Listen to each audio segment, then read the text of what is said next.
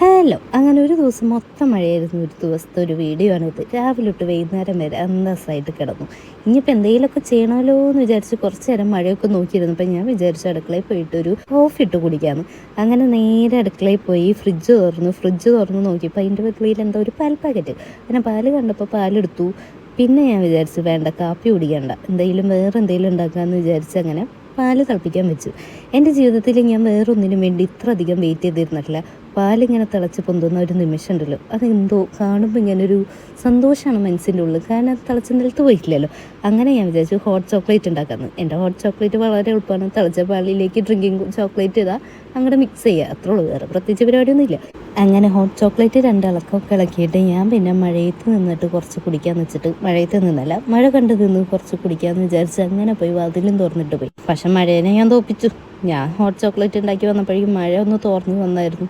മഴേനെ ഞാൻ അങ്ങനെ ഇച്ചിരി ചെറുതായിട്ടൊക്കെ തോപ്പിക്കാൻ നോക്കിയെങ്കിലും എൻ്റെ മടീനെ എനിക്ക് തോപ്പിക്കാൻ പറ്റിയില്ല. അപ്പോൾ പിന്നെ വാതിലടച്ച് പിന്നെയും പോയി കിടന്നു. അപ്പോൾ ഓക്കെ, ബൈ.